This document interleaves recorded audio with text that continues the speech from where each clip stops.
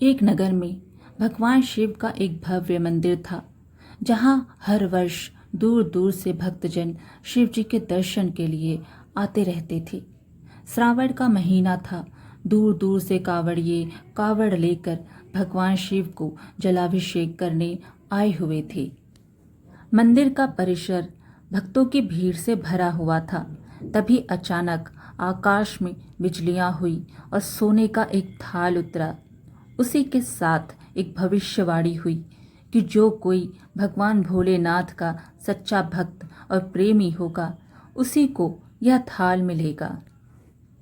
मंदिर के परिसर में उपस्थित सभी लोगों ने यह भविष्यवाणी सुनी।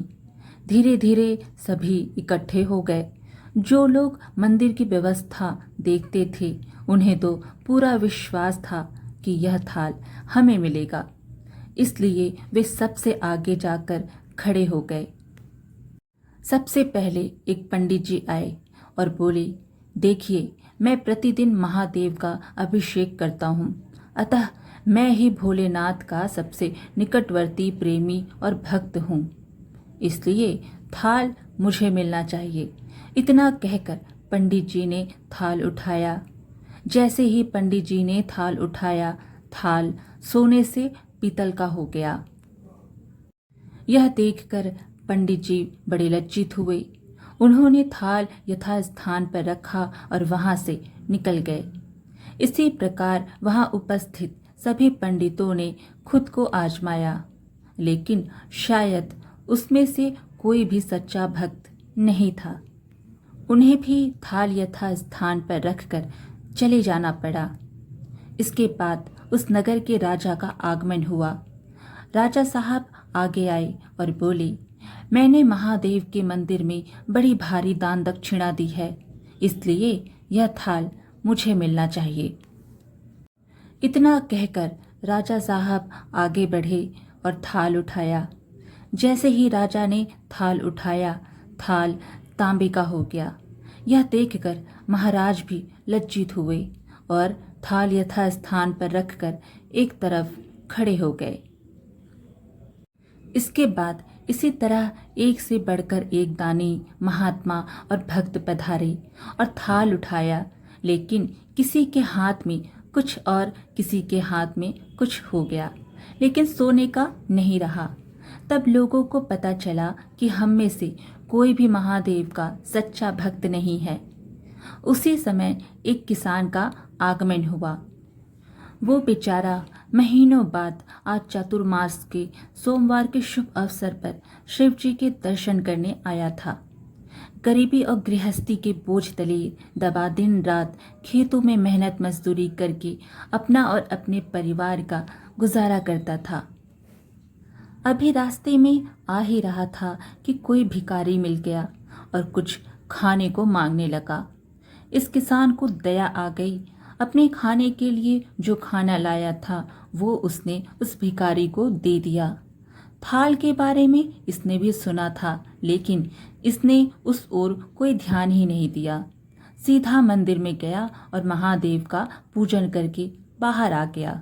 परिक्रमा करके जाने को हुआ, तभी पीछे से एक व्यक्ति बोला, भाई, तुम भी थाल को उठाकर देख लो, हो सकता है तुम ही वह सच्चे भक्त हो जिसके लिए यह थाल आया है। किसान को लगा वह व्यक्ति उसका मजाक बना रहा है। किसान ने हंसते हुए कहा, भाई, मैं तो कभी कोई पूजा पाठ भी नहीं करता। महीनों में एक आध बार मंदिर आ पाता हूँ। मैं कैसे हुआ सच्चा भक्त? वह अजनबी बोला, भाई, हम तो देख चुके हैं, हमारी भक्ति तो 2 कौड़ी की भी नहीं है। अब तुम भी अपना हाथ लगाकर देख लो। सोने का थाल मिले ना मिले, किंतु पता चल जाएगा कि तुम्हारी भक्ति में कितनी सच्चाई है। लोगों के बहुत आग्रह करने पर आखिर उस भोले भाले किसान ने जाकर थाल उठा ही लिया। जैसे ही उसने थाल उठाया, लोगों के आश्चर्य का ठिकाना नहीं रहा। सोने का थाल रोशनी से चमचमाने लगा। यह देख सब लोगों में खुशियों की लहर दौड़ गई। सभी लोग उसकी जयकारे लगाने लगे और पूछने लगे कि भाई, तुम ही सच्चे भक्त हो।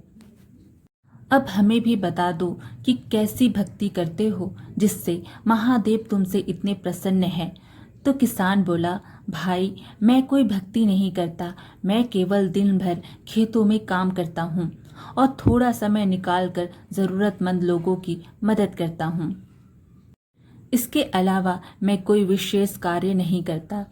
लोग पूछने लगे, तुम लोगों की मदद क्यों करते हो? हंसते हुए किसान बोला, सुकून, दूसरों के चेहरे पर मुस्कान देखकर मुझे जो आनंद और खुशी होती है उसे मैं शब्दों में बयां नहीं कर सकता।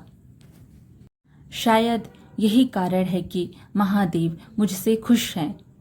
इसलिए हमेशा याद रखें, सत्कर्म का आरंभ भी आनंद से होता है और अंत भी आनंददायक होता है। दुष्कर्म का आरंभ भी दुख से होता है और अंत भी दुखदायक होता है।